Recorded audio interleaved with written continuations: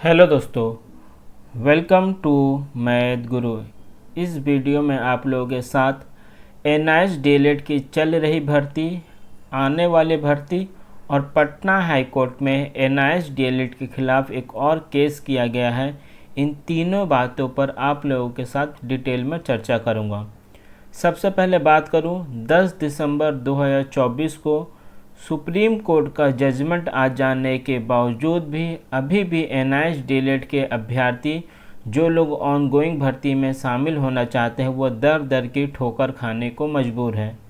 पहले सरकार के द्वारा बहाना बनाया गया कि सुप्रीम कोर्ट से हम लोगों का डिग्री जो है इनवैलिड कर दिया गया है, इसके वजह से जो है बीपीएससी टीआरई 1.0 सप्लीमेंट्री रिजल्ट और बीपीएससी टीआरई 2.0 का मेन रिजल्ट में एनआईएस डीएलएड के अभ्यर्थियों का नियुक्ति पत्र रोक दिया गया।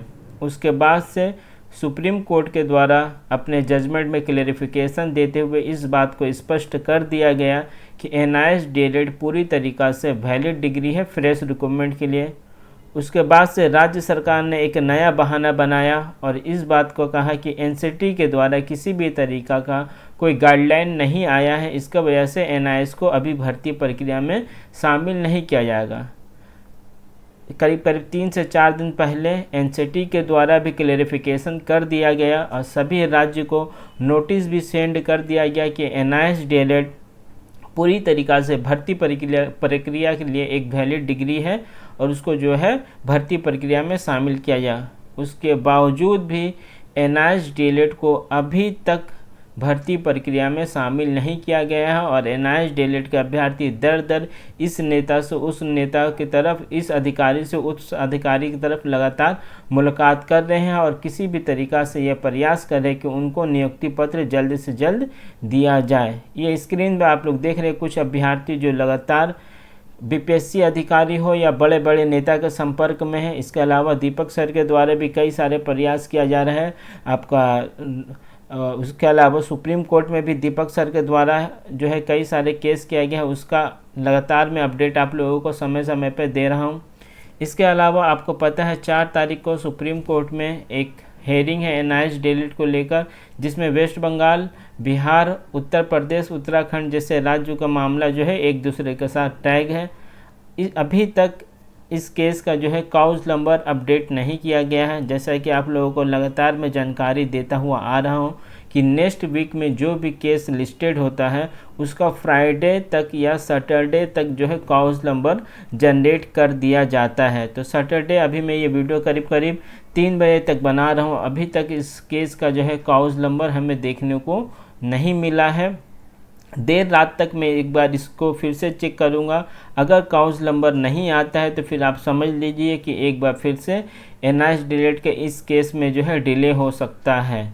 वहीं तीसरी बड़ी अपडेट ये निकल के आ रही है कि बिहार में जो है रेगुलर डीएलएड के द्वारा पटना हाई कोर्ट में एनआईएस डीएलएड के अगेंस्ट में एक और केस किया गया है और इस बार केस को जो है थोड़ा सा दूसरे एंगल के थ्रू जो है केस को फाइल करने की तैयारी में है रेगुलर डीएलएड वाले। दूसरा एंगल क्या है वो ज़्यादा विस्तृत में चर्चा करने की कोई ज़रूरत नहीं है, लेकिन एनआईएस डीएलएड के अभ्यर्थी इससे थोड़ा बहुत घबरा गए हैं तो घबराने की कोई ज़रूरत नहीं है।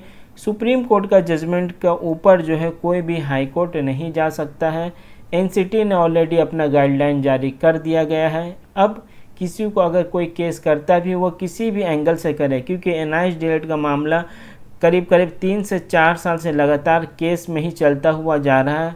पहले नंदन सिंह बोहरा के द्वारा जो केस किया गया था उसमें जो सबसे वीक पॉइंट था कि ये डिग्री 18 महीने का है, बस वही सबसे वीक पॉइंट था जिसको विश्वनाथ सर के केस के द्वारा उस कमी को भी जो है ख़त्म कर दिया गया और सुप्रीम कोर्ट में इस बात को आश्वस्त कर दिया गया है कि ये सभी इन सर्विस टीचर वाले के लिए ही ये कोर्स कराया गया था।